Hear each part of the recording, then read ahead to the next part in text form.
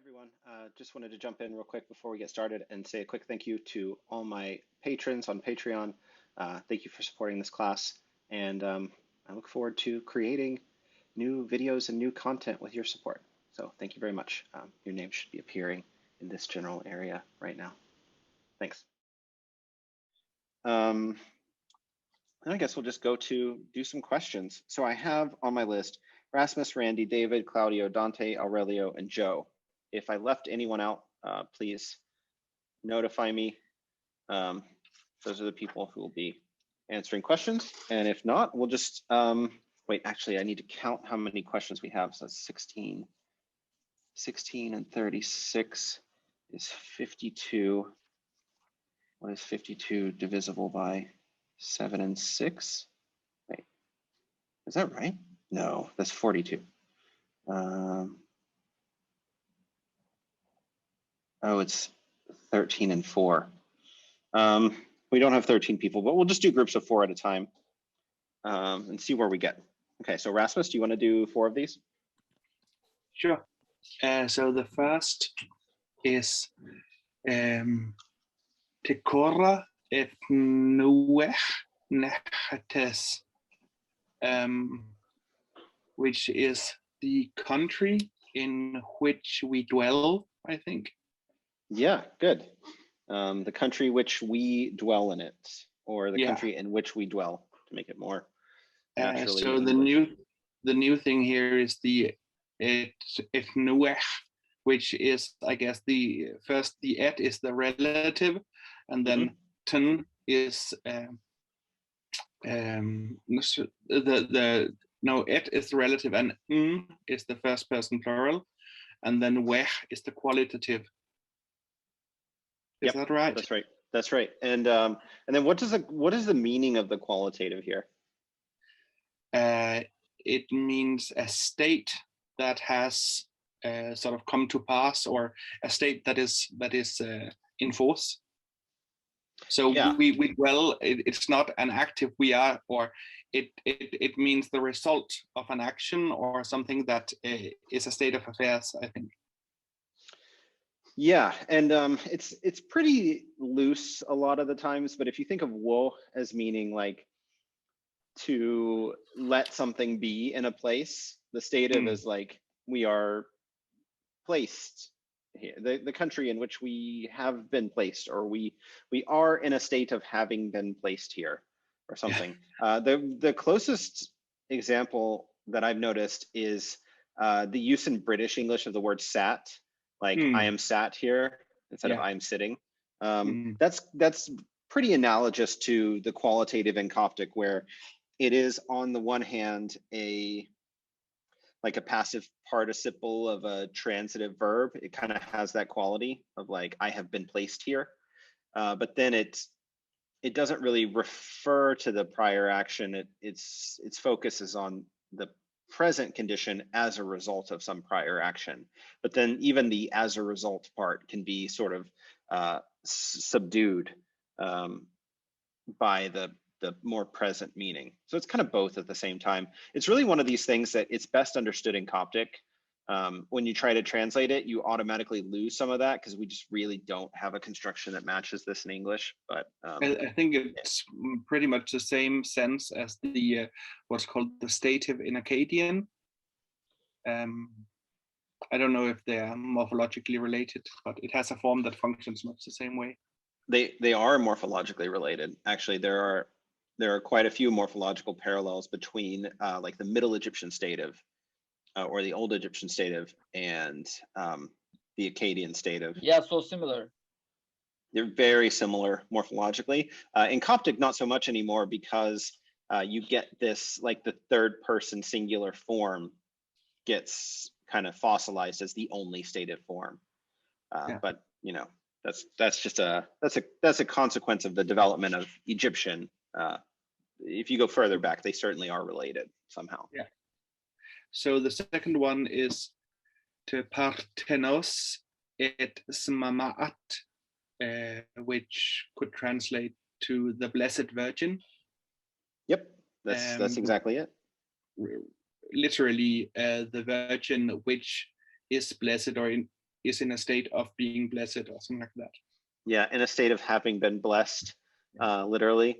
But also blessed kind of has this quality too, because there in the word blessed, there is this notion of some kind of action that has taken place in the past, leading up to the current state. But you don't really think of it that way. At least, you know, I'm a native English speaker. I don't really think of the word blessed as sort of referencing some prior action. It's just like it's a state of being, and the prior action, you know, if you think about it, you can imagine that there must have been a blessing that actually happened at some point, but that's not really part of what's being said anymore at all.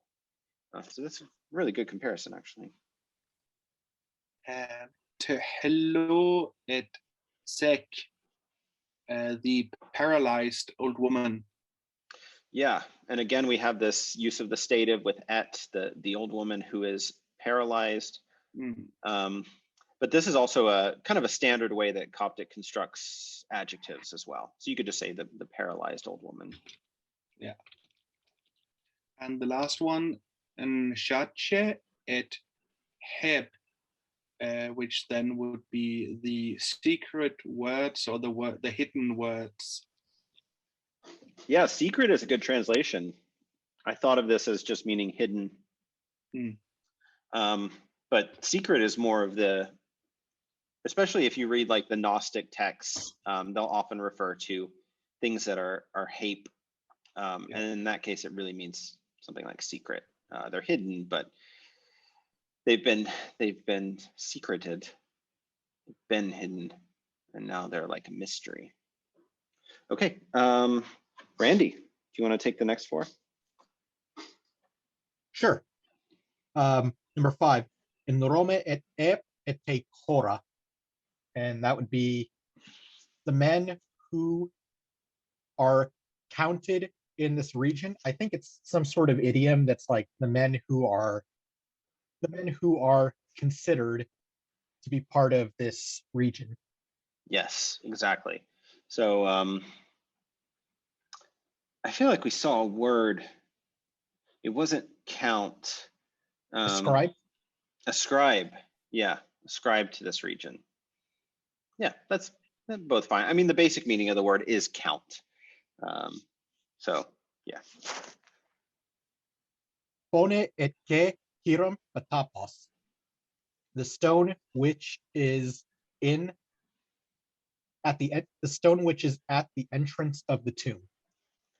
Yeah, I kind of think of this as being like on the entrance of the tomb.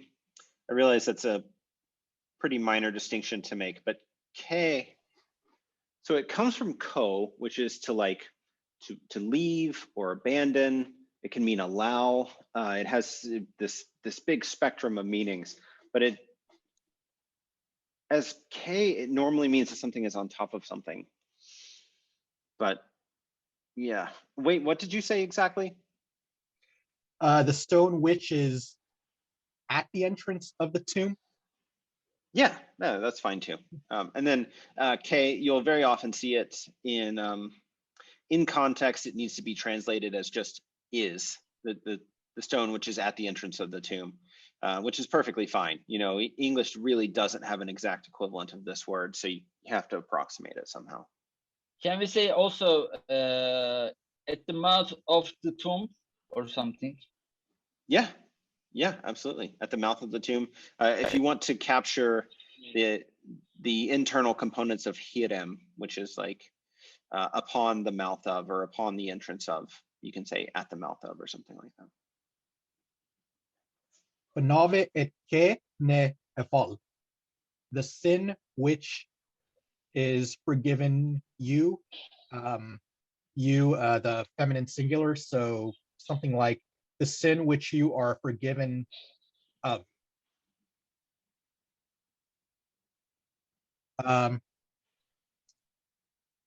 Yeah, the sin which you are forgiven. This one is actually much easier in Coptic, I think. So we have this compound coeval, which we've probably seen a few times before, and that just means like to what is it? it's like to throw out or to let it go, literally. But then it's basically the word for forgive. Okay, I'm back. Sorry about that, everyone. Had some internet trouble here.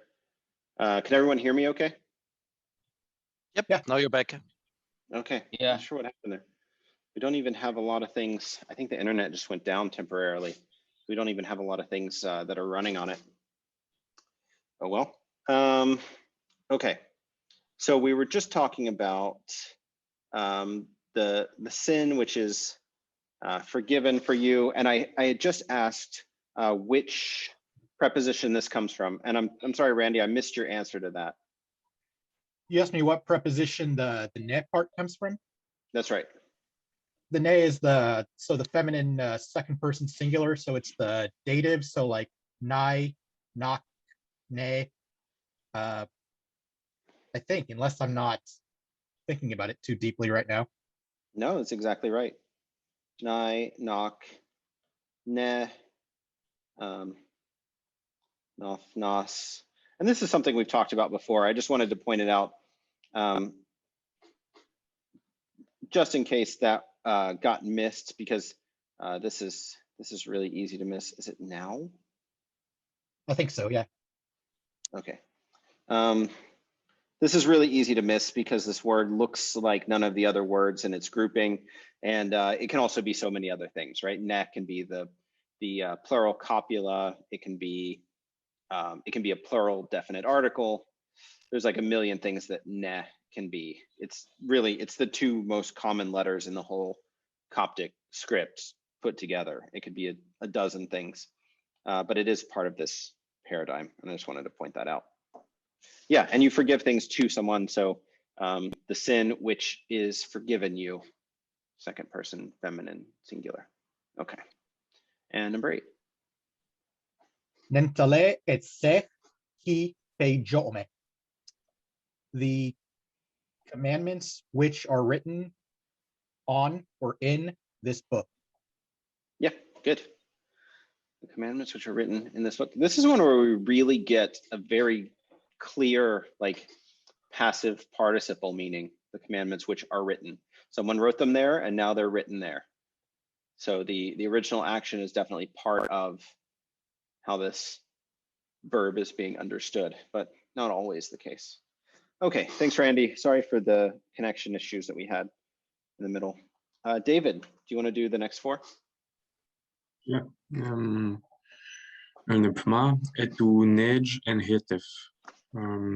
So the place in which they are, or they are, Yeah. I don't know, they are, yeah, cast, or they lie, maybe, I don't know. Yeah, it does. It does usually mean lie, but it's literally the qualitative of nuge, like to throw or to cast down. And this is just very idiomatic. It's. I mean, I know Lambden's exercises are they just go with the book. You can't always trust them as being like super idiomatic Coptic, but this is. You'll see this in real text all the time. When someone is lying somewhere, they are nage in that place, which just means they have been thrown there, presumably by themselves, if they, if they just laid themselves down. Yeah. En charge et cholep ebol nan. The words which are which are revealed to us. Yeah, good. Words which are Nenyote et mamat. So now I think, yeah, no, this is not the, it looks a bit like the imperfect, but I guess it's our fathers who are blessed.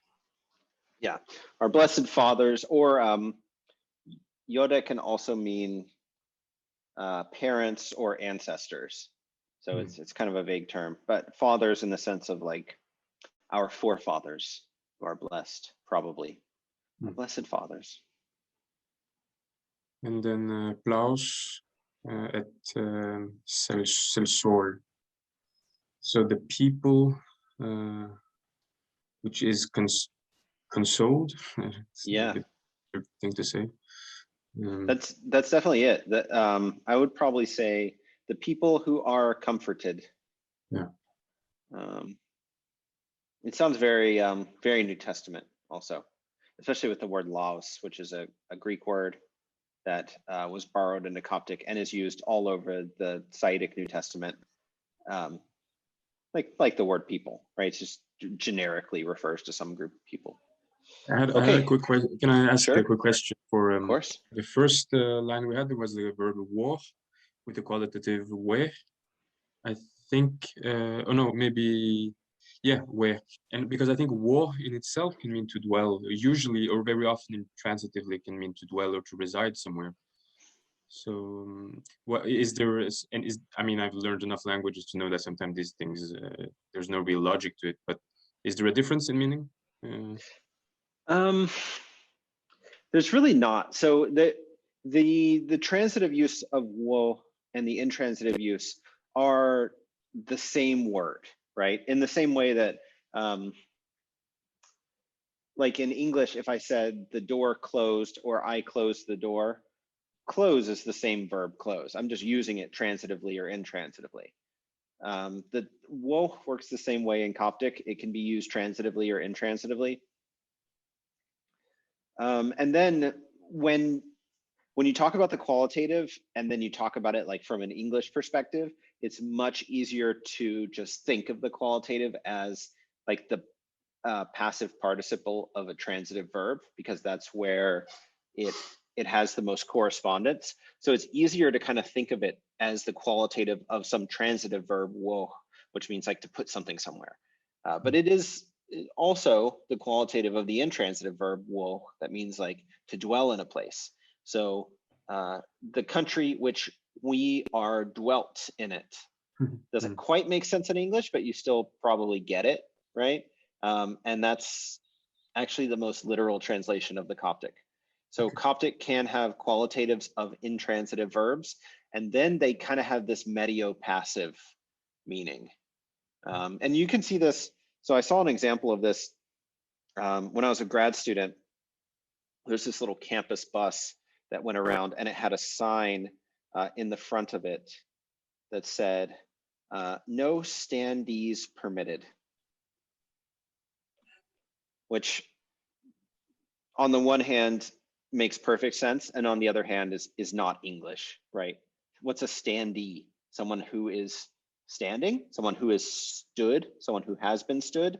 It doesn't, like, you can't, maybe somebody can, I don't know. I don't want to speak too rashly and have some expert on English grammar tell me that I'm full of it, but that does not seem like standard English to me, but it makes perfect sense. And that's often what you get with the Coptic qualitative is you can have an intransitive verb or the intransitive use of a verb that is can be transitive or intransitive, like the word stand. And then you can have like a past participle made from that, like this is with the sort of pseudo-French past participle ending. And then you can just make a new word out of that that means the person who does this, whatever that is. So no people who stand, no standers, no people who have been stood. I don't know. Try to analyze it too far and it breaks down and it becomes meaningless. But somebody printed that and like took the time to put it on front of this bus. So it obviously made sense to enough people, even though you can't really analyze it. And that's a good analogy for understanding the Coptic qualitative is like, it made sense to the person who wrote it. Does it have anything to do with the fact that the subject is te kora? It's not a noun, so a land can't dwell, so it has to be. The subject of way is a noun though, because this is inside the relative clause. So if we were to diagram this et and we in hatus, this is a relative, right? And this is a verb phrase. And then this makes like a relative clause, whatever that is, an adjectival phrase or whatever you call that in diagramming sentences. So the N truly is the subject of way. And it really, the only problem is that it doesn't translate nicely into English. It makes perfect sense in Coptic. That we can be we hen something. And that just means where we are in that thing. We are dwelt in that thing, which doesn't make sense. Or we are placed in that thing, which makes a little bit more sense, but isn't actually what we're trying to say. So yeah, it's just a little messy. My advice on these qualitatives is to take them as they are. As long as you know it's the qualitative and you know that it can be used in this pseudo-verbal construction, or the Coptic analog of the pseudo-verbal construction, then you'll be fine, because it's like, we are doing this thing, whatever the core meaning of this verb is.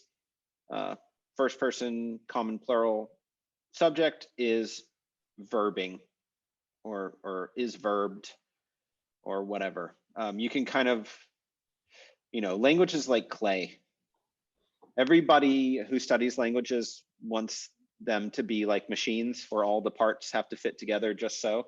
And it's not, it's clay. You can mush things together. And people, when they're using language, do just take things and language can very easily get a square peg into a round hole because you just smash it in there. And that's something that real spoken languages do all the time. So that's how we get this, right? That's why Coptic has this thing where it just uses the qualitative in all these places that you can't really analyze them logically and sort of create a consistent system out of it, but it makes perfect sense, right? And 13 is one of those. And did I answer y'all's questions about that? Yes, thank you. Okay. Claudio, do you want to do the next 4, 13 through 16? Sure. Number 13, Sagenimet sech heb nomos. I translated every word that is written in the law, on the law. Good. Yeah, every word written in the law. Written in the law. And number 14, Prome etenej hem nef pefhei e wom. Maybe the man who was reclining at his house to eat. It's very, very difficult. It sounds not good for me, but the idea is. No, your translation is fine. And I strongly encourage you to use those sort of literal translations word by word until it makes sense. But there's an N in here. Prome et en nage himpef a. I can tell you that the F refers back to the man. Yes. The Rome, but the N is us. It's first person singular. I'm sorry, first person plural. We. So the man who we nage himpef a wom.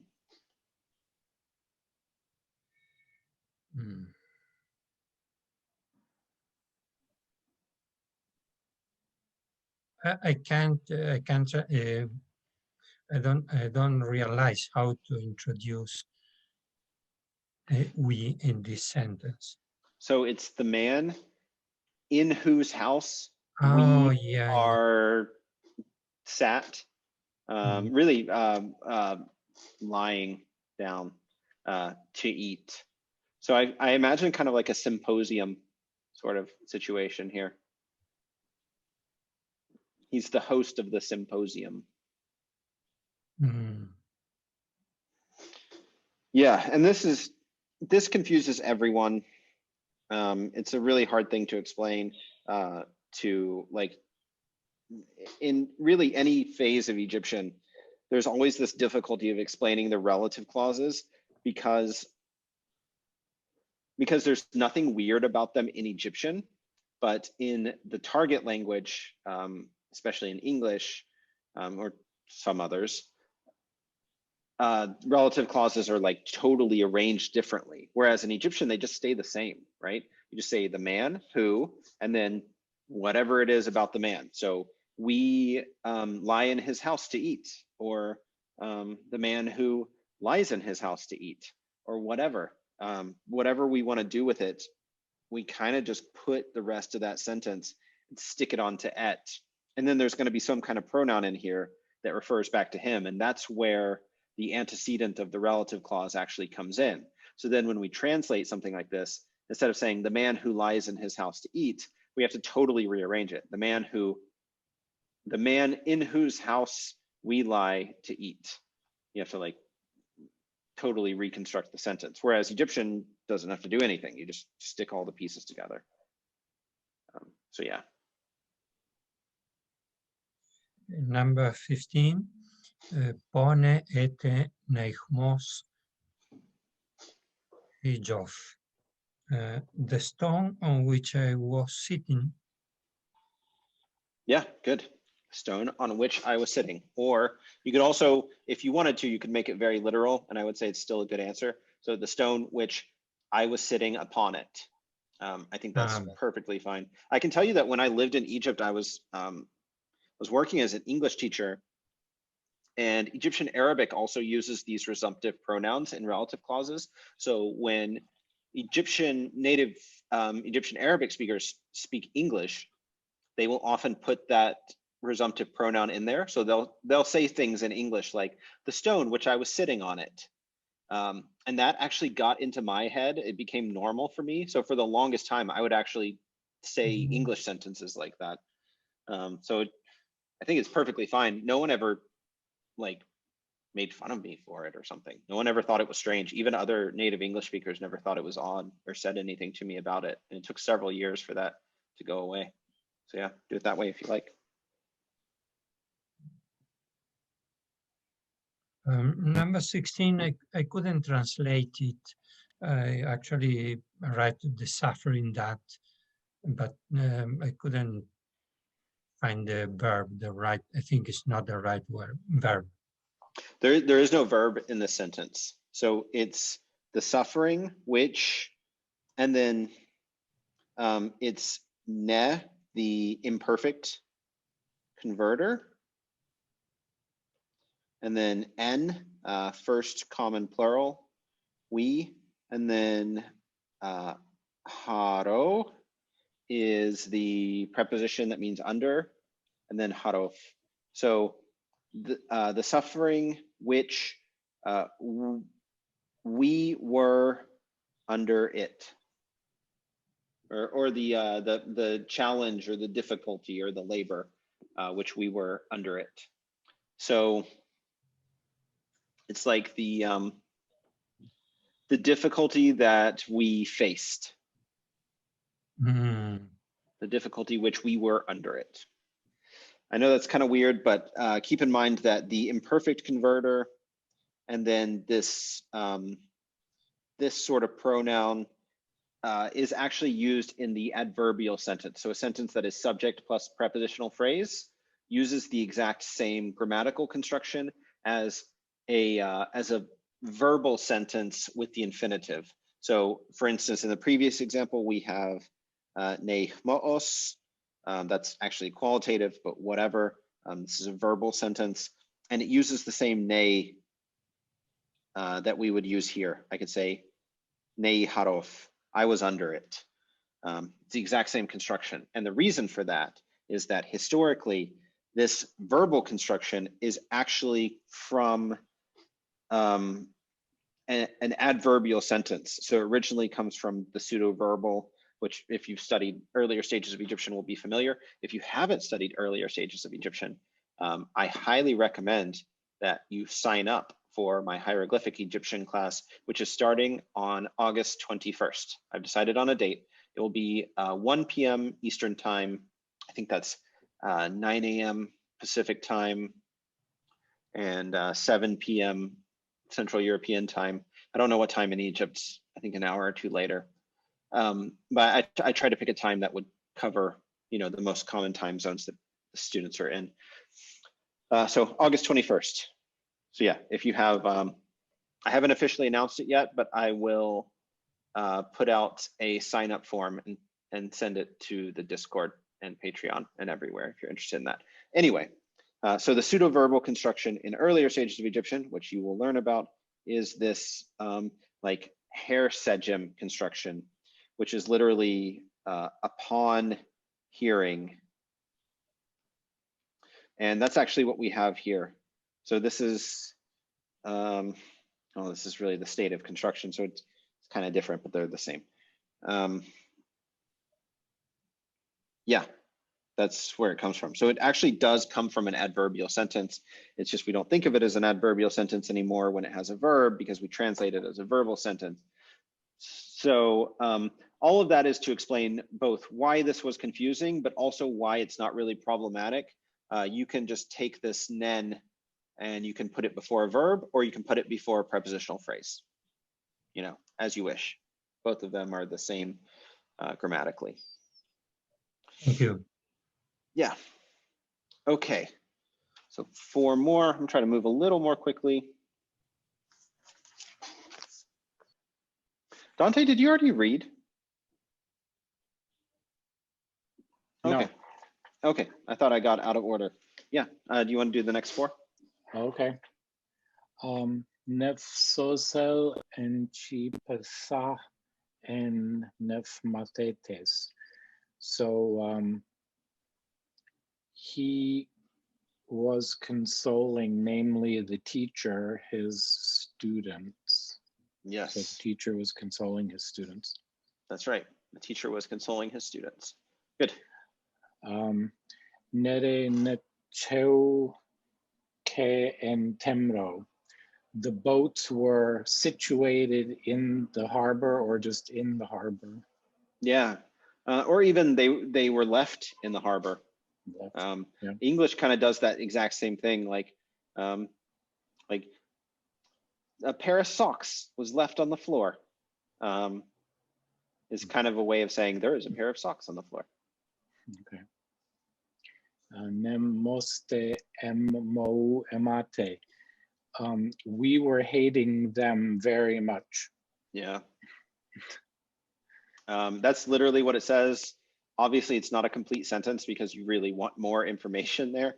But yeah, that's literally, we were hating them very much. And then what? It feels very incomplete, but that's the nature of the imperfect. It normally expects a main clause to go with. Yes.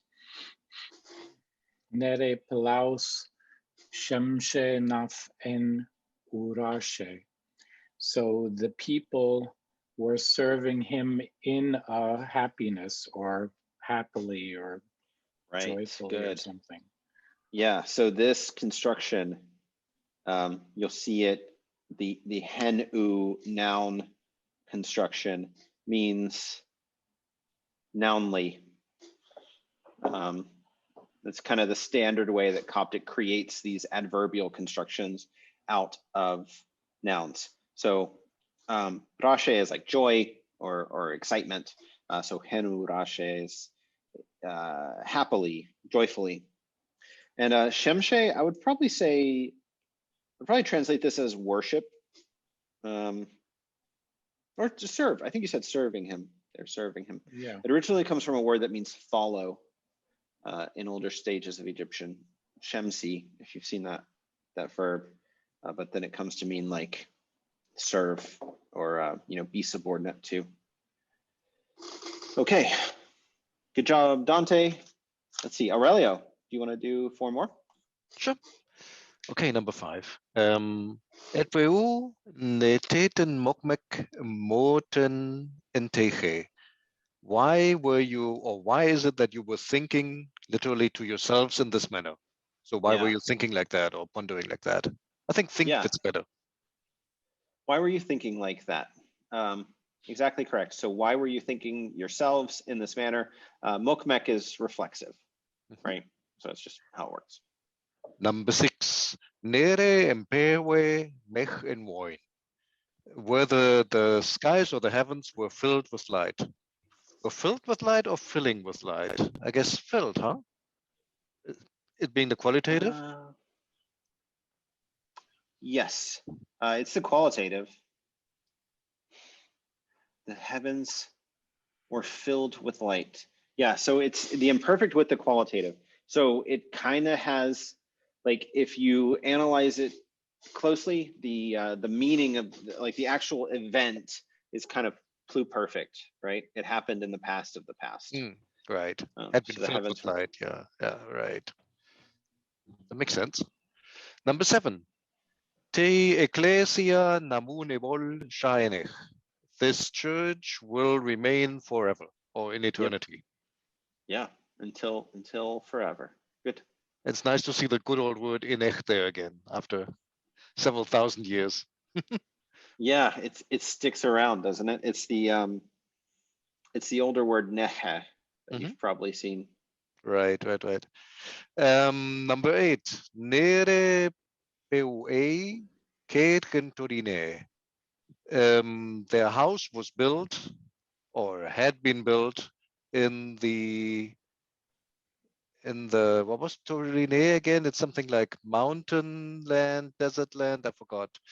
Like hill country, basically off the main of the main area, somewhere in the hill country. That's in there. There's a part of Texas called the Hill Country, which is it's like just west of Austin, and it's a beautiful place. So it always makes me think of that. But it is, you know, like you drive west of Austin and you go through like whatever these little towns like Marble Falls or Bee Caves or whatever, and it's like there are just these really long highways that just go up and down over the hills, and there's kind of just nothing out there except like scrubland and roadrunners and things like that. And it's a beautiful place. You know, it just makes me think of that. So yeah, if that conjures the right image for you, you can say hill country, but you could say mountainous land or whatever else you want to say too. All correct. Joe, do you want to take the next 4? No problem. Hi, everybody. Number 9. Hapus attractable hen uchepe. It is necessary for you to flee quickly or run away quickly. Yeah, good. Number 10. Nera nefshera sech. His child was paralyzed. Yeah, pefshere, right? Nera pefshere. Oh, yes. Yeah. Okay. Yeah, okay. Just double checking because I type those wrong sometimes as well. And I read them wrong sometimes. Okay, number 11. Astrope de hen u chesne ausotum eonoch nhra'u. And it came to pass that suddenly he heard a great voice or a sound. Yeah. Hra'u normally means more like loud sound than voice. It's like the word that's used for thunder and things. But yeah, they heard a great voice bellowing. And then number 12, Nera pueib sturtor emate. The priest was greatly disturbed or troubled. Yeah, very good. Storter is one of these words that doesn't always have a nice translation in English, but you can picture it as someone just going, oh. It could be like, it's like the Coptic equivalent of like the surprise Pikachu meme. It's like that, like to be shocked by something or yeah. Okay. However you want to do it. Your translations were good.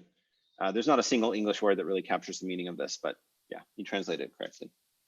Okay, thanks, Joe. And Mustafa, do you want to do 4? Yeah, of course. Okay.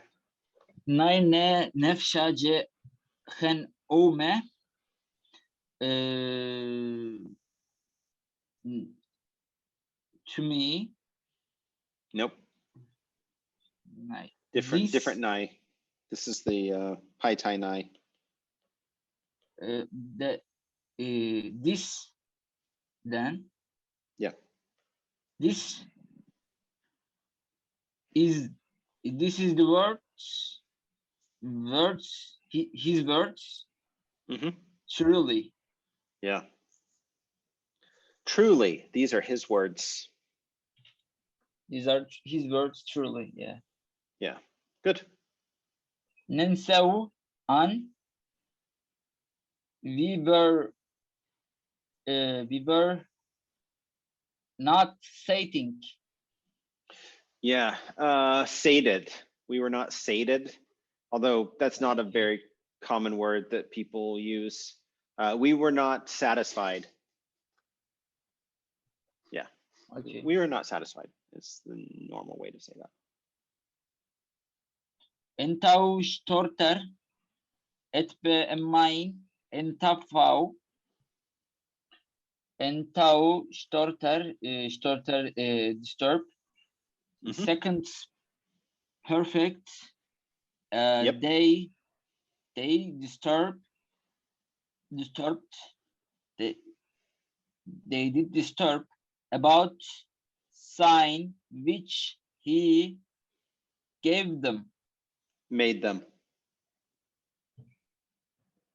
Off, not ow, not ta'ow. Okay. It's this one. Okay, I get it. From ire. Which he made it. Yeah. Made them. Made them, the signs. So this is a good example of, you know, where this word gets kind of tricky. Storter means like to be to just be shocked by something. So they marveled because of the signs which he made. Yeah, it's really hard. There's not a single word that translates this storter, but it's something like just to be surprised. But it's not passive, right? It's active. Yeah.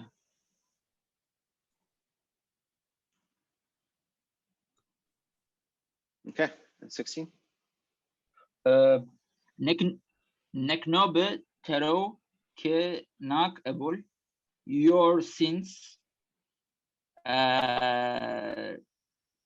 All of your sins. Straighted you away. It's weird, but I don't know. I don't understand that word that you're saying. Straighted? Situated. Situated? Yeah. Yeah. Oh, so yeah, I mean, K can mean situated, like placed somewhere, but the basic meaning of coeval is to like let something go, and we translate it as forgive. So all of your sins are of your forgiven. sin are forgive. Yeah. Forgive you. All of your sins are forgiven you. That's it. That's the right translation. Okay, I'm just going to keep going. We're about at our time limit, but I think we can definitely finish these. So I'll just go back to the start. Rasmus, do you want to do 4? Sure. So 17 is Nefnamune Bolan and Kipekosmos. This world will not endure. Yes. Yeah. Literally, it will not endure, namely this world. Yeah. 18 is Ner Pefhob Jek Ebolname. His work was truly completed. Yes. Good. His work was truly completed. Yeah. 19 Nera Johannes Wehichen Teremos. John had taken up residence in the desert, was situated in the desert. It was a good translation of way. Had taken up residence or was situated. Both fine. And 20 is Neu Pachet em Pimtu Ebol em Perro. They were bowing in the presence of the king. Yeah. Is this the stative of pohet? Pahet? I actually just thought it was a regular infinitive. I don't know if it has infinitive a is. specific. Oh, okay. I'm just gonna see if it's in the chapter. That looks weird to me. Oh wait, I went too far back. Hold on. Yeah, it it's is. not in a It's chapter, qualitative. but Yeah, yeah. So Okay. basically, it should be they were bowed down. Yeah, that's it. Yeah. They were bowed down in the presence of the king. Good. Right. Okay. Let's see who's next. Thank you, Rasmus. Randy, do you want to do 4 more? Sure. 21. Shemshetiv pen unoch in Roshek. Let's see. Serve him with great joy. Yeah. And you could even, if you wanted to translate this more loosely, you could say serve him very joyfully, like, right? Literally in a great joy. But, you know, I told you this thing about like hen-u. So it's like great joyfully, which doesn't really make sense. So you probably want to say something like very joyfully. Nere in ro, benoch in erpe dem. Let's see, in the doors. The doors were the doors of the great temple were Good. opened. Not opened, tame. Oh, closed. Closed, yeah. The doors of the great temple were closed. Shishe eroten etretensotum enza ne entale. It is proper for us to obey these commandments. Good, yeah. And then more loosely, you could say like we should obey these commandments. Isn't it you should? Yes, thank you. Yes, you should obey these commandments. Sorry, did I'm sorry about that. Yeah. Eshe eroten. It is proper for y'all that y'all obey these commandments, and then more loosely, y'all should obey these commandments. Thanks, Rasmus. Interinsotum pef aspasmos anjepe eratif. When we heard his greeting, we hurried to him. Yeah, literally to his feet. I'm not sure why it says that, but it does say that, so it's kind of weird. I mean, it makes sense in Coptic. It's like eratif doesn't have to literally mean to his feet. It's one of these sort of idiomatic prepositional phrases, but I'm not sure why it's eratif instead of sharov or something. Okay. Great job, Randy. Thanks, Rasmus, for chiming in and pointing out that I'd used the wrong pronoun. There was one of the exercises last week. It was supposed to be negative, and I read it as an affirmative, and somebody pointed out in Discord. So thanks for doing that. And also, if I say something wrong, just you know, jump in and just tell me so. That's really helpful. Okay, David, do you want to do these 4? Yeah, 25. Nechmoos hijim pekro and talassa. So I was sitting on the seashore. Yeah, good. Yeah. Mensch kom moi etra worship erok. So it was. I would say I couldn't answer you. Yeah, that's exactly right. I couldn't answer you. If you do it very literally, there was not ability of me that I answer to you. That's literally what the Coptic says, but obviously that's not normal English. So yeah, I couldn't answer you. Nen mooshe en woish en woish hiteche et polis. So we were walking And then voyish, is this once?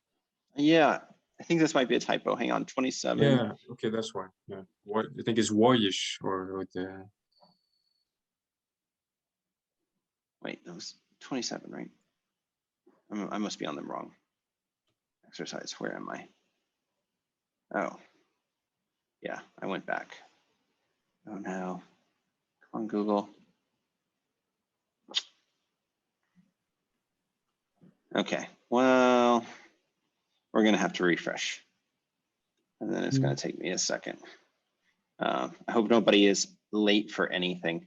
If you do need to go, by all means, feel free to just jump off, but okay, this is it. So 27 in uwoish. Yeah, there's a missing O. Oops. Okay. Okay. So can you tell me the translation of that again? Yeah. So once we were walking on the road to the city. Yeah, exactly right. And then as shopede hem traujnuf afwoshev now hen uhise. It happened that while they sort of were asking him or maybe questioning him, he answered them with the difficulty. Yeah, good, with difficulty. I don't think you can say difficultly. You could say laboriously or something like that. Yeah, whatever works. So what happened in there? Interrogating him, he answered them with difficulty. Okay, good. Wait, how many have you done? Did 4. I'm done. Oh, you did 4. Okay, you're done now. Okay, thank you, David. Let's see, Dante, do you want to do 4 more? Tenasmu e pefransha niene. We will bless his name to that eternity, or meaning forever or something. Yeah, I do wonder whether niene is more common because of the fact that the word begins with a vowel. So it is until the forevers, literally. I don't think it's necessarily the other definite article, the ni definite article. I think it's just in Saidic dialect, the ni definite article shows up much more frequently before words beginning with a vowel. So I think it just might be a variation in pronunciation, sort of like the way that like Spanish E changes into A before a verb, before a noun that begins with a vowel. It's just one of those aspects of pronunciation, I think. I don't know. I should make sure it's actually like that in the book before I say all of this. Yeah, it is niena. And that's something you see fairly often, but I don't think the ni needs to be read as something different. I think it's just the regular article. So we will praise his name until eternities or for eons or however you want to do that. Apeshone sochef enef uerete. So this disease paralyzed him in his feet. Yeah, you could also say it paralyzed his feet. Okay. So this is something that Coptic does. I think we've talked about this a little bit. This is something that Coptic does where it will have a pronoun and then it will just have something else that also just kind of does the same thing as the pronoun. So it's kind of like saying this sickness paralyzed him, comma, his feet. It's kind of like in newspaper headlines, they put a comma instead of saying the word and because they want to save space. Like attorney general subpoenas one guy, second guy, just like a comma. Coptic kind of does that with the pronoun and then a noun. It will say like the disease paralyzed him, his feet. But notice that this, it has the N in front, which makes it the direct object of a verb. So this actually can be the object of such also. Or it can be it paralyzed him in his feet, or really N doesn't translate well because it's so many different prepositions, but with respect to his feet. But you got it. It's like Yeah, the paralysis is in his feet. Tenu tesone en che en tok pe Christos. Now I know that you are the Christ. Yes, exactly. Tai te name teonu empefmu. This is truly the hour of his death. That's right. Yeah. Okay, thanks, Dante. And we just have 4 more. We're not doing too bad on time. Aurelio, do you want to do the last 4? Sure. Number 33. Au bod in teunu ejempecro. They ran in teunu at that moment or immediately. Yeah. Ejempecro, to the shore or the bank. Or upon the shore, Or or upon the shore. also upon your mouth. Indeed. Could be. So this in teunu, you got it exactly right. It's like at that instant or at that moment or whatever. You have to remember that at this time, the hour was the smallest division of time, right? They didn't have minutes or second minutes. So it's kind of like saying, like today we say, do it right this second, because that's our smallest division of time. Well, for them, it was the hour. So if you say in this hour, that is a idiomatic way of saying like right now. Got it. Number 34. Shatenu empenkoten enau erof. Until now, we have not seen him again. Yeah. No, we have not. We have not seen him again. Right. It's weird because it's empen, so it's like until now we did not return to see him. I really want empaten here. I feel like this doesn't. I think this might not be a great sentence, honestly, but you translated it correctly. Dinacho nimaf in sashif and ho. I will remain with him for 7 days. Good. Yes, I will remain for him for 7 days. Lots of ways of expressing time duration, but this is the most common. Okay, and the last one. Mpishaje enech menhoine enteimine. Mpishaje. I have not spoken ever with some of this kind. Yeah, good. I don't have anything to add to that. Okay, so pretty quickly, I'll go through lesson 22. There's not that much to it. It's really just these ways of expressing possession. So one of the ways, really the most common way, is to say when, which is like the existential particle, and then add enta. So, as you can see here, you get these compound forms like wentai. So you've probably seen these prepositions before. They're just like belonging to, right? We saw them really early in the book. They're given as kind of alternatives of the genitival n preposition.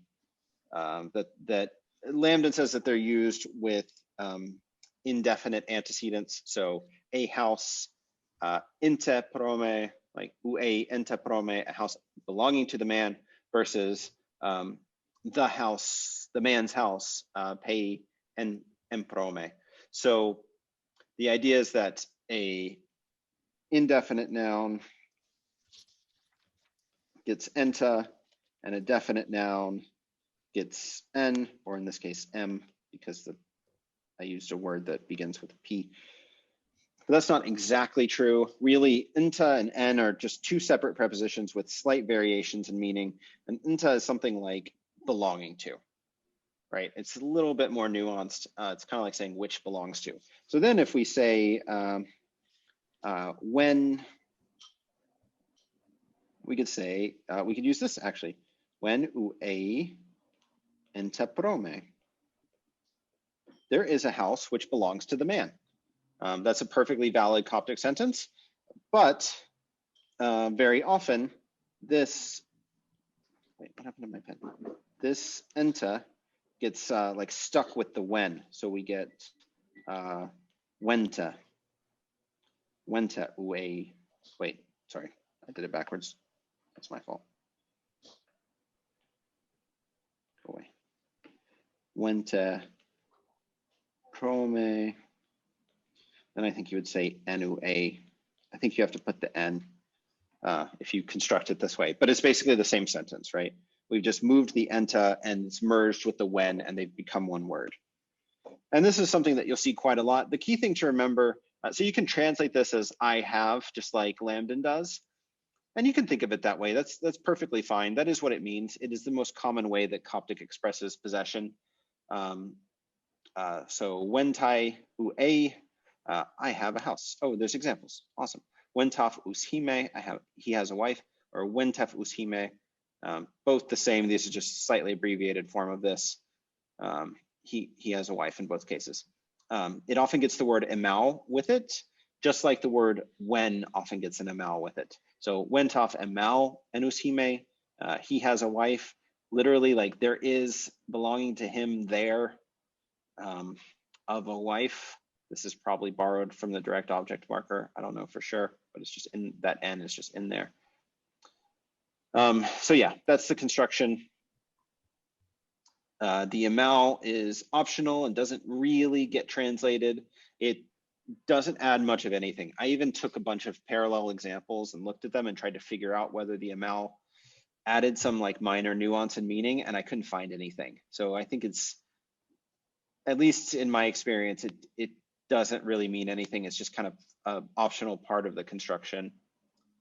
And that's it. And it means basically, this means he has, but it's worth remembering that it actually does mean there is belonging to him. And I say that because I think we're going to see some other ways of expressing possession in here. So here we go. Sho'opna, menhat sho'opnai. There is no silver being for me, or having come into being, right? This is the qualitative of shope. There is no silver which has come into being for me. Is another way of saying I have no silver, or I have no money. Sorry, translates it money, but it's the same word. So it's worth remembering, just so that you don't get thrown off when you see variations on this theme. It's worth remembering that this is not really the equivalent of the English verb have. So wentai is not literally I have, it is there is belonging to me. And that difference becomes important when you see other ways of expressing possession, because Coptic just doesn't have a verb that means have. It expresses possession using prepositional phrases, which is really common in other related languages, like Arabic doesn't have a verb that means have either. Okay, and then you can add these direct object pronouns to the end. So there's really only 3 of these, F, S, and su, although I would also add se here. So kind of just like a variant spelling of su, where it's, you can imagine how a construction like this might be very quickly reduced in pronunciation, because it doesn't, it's not ambiguous, right? It doesn't collide with any other sequence of sounds that mean something different. So you can very easily reduce things, like reduce the quantity of the vowel and still get the same meaning. So wentafsu, he has them, or wentafse, he has them, same thing. Sef is peculiar, isn't it? The masculine. Yeah, I think they're just borrowing, they're borrowing this whole thing from other places. So like on the ends of verbs or something, because it really doesn't make sense that it would be sef. I think it's partially, so I think there's kind of like a mixed etymology to this S, like it comes from essentially set, right? Well, I wrote it wrong. I guess you would write it like this if you wanted the third person feminine singular dependent pronoun, or whatever kind of pronoun this is. It's basically the dependent pronoun, but not exactly. So that's kind of being used generically as like it, and then and it's really not. So it's se and su normally. But then this gets replaced by the other, that's an ugly S, by the other suffix pronouns, S and F, right? So you get these, this pair gets supplanted by this pair, but I think it's pretty likely that there was some like lingering remnant of that, the su, as a dependent pronoun. Because you see quite a bit this S getting added to the ends of words. And I think it is a remnant of this set-su combination that was so common for so long that it's just kind of gotten like little remnants of it have been left behind, vestiges of that older pronoun.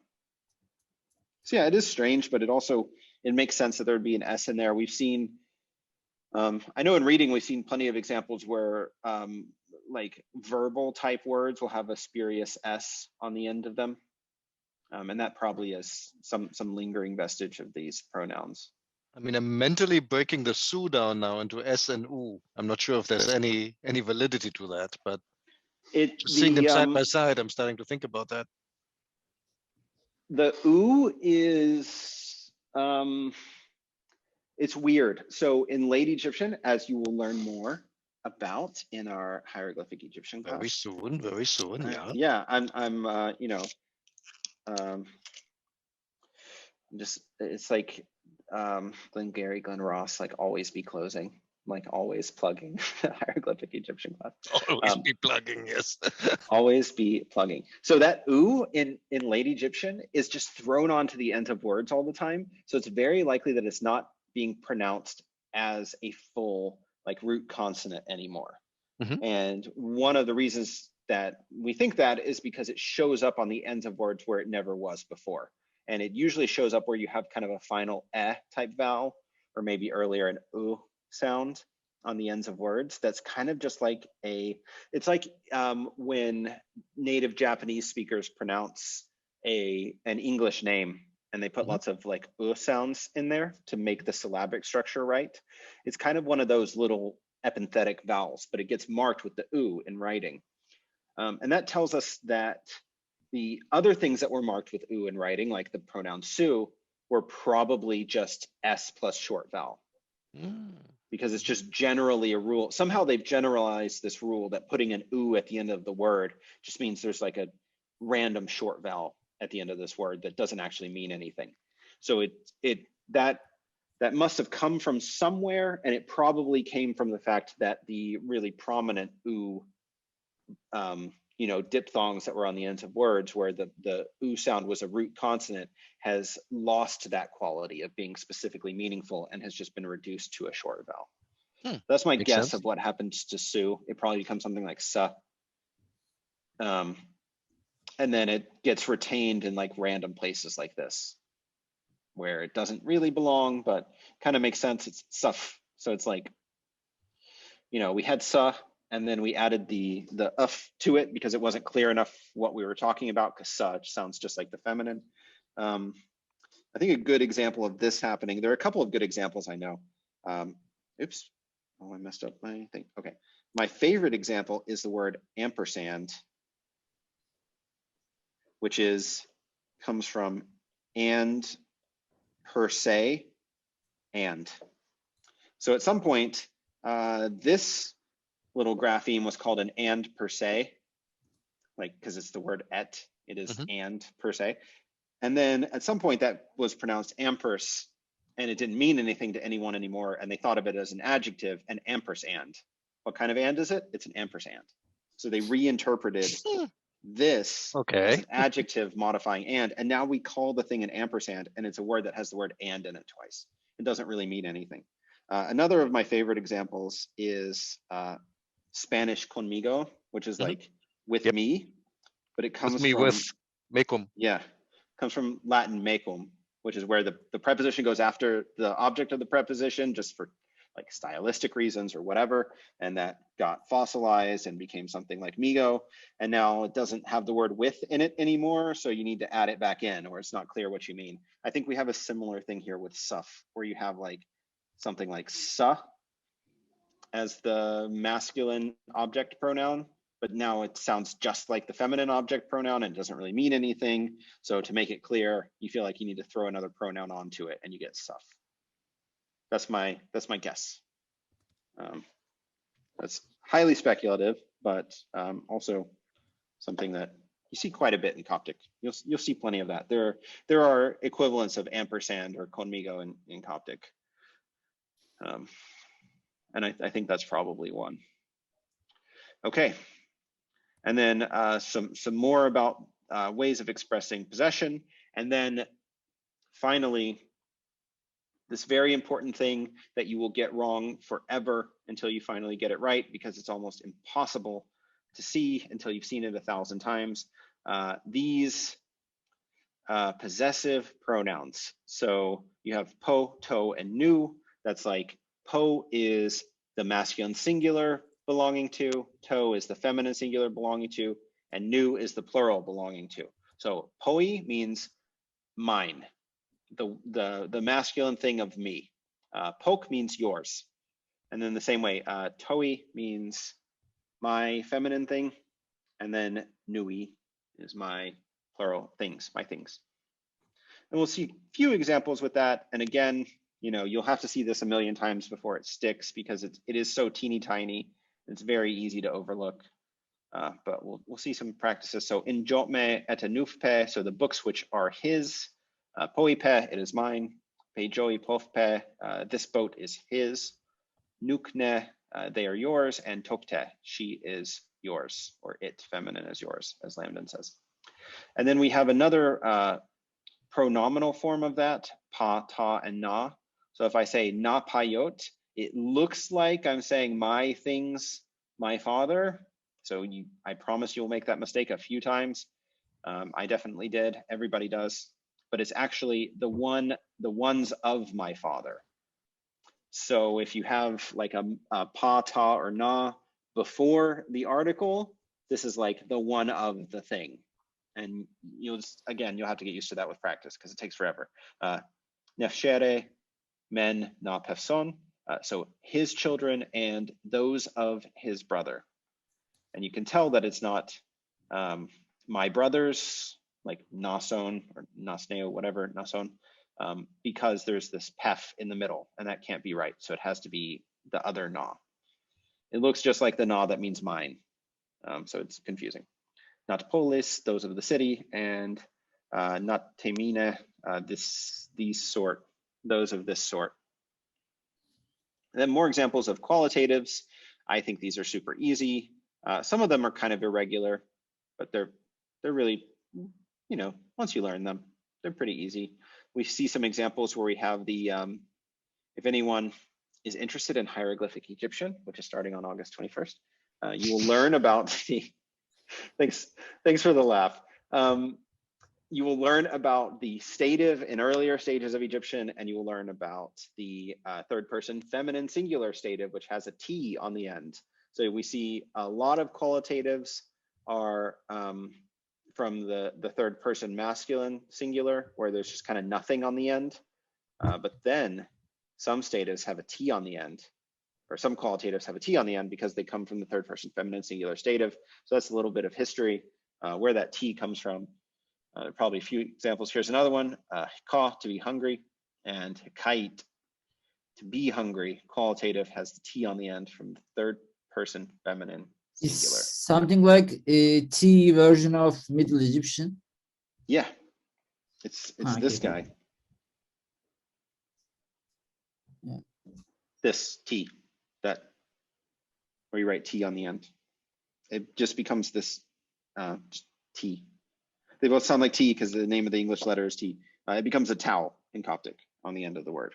And this really goes to show just kind of how random this process is. Like this one is the masculine singular, this one is the feminine singular. Why is being well masculine and being hungry feminine?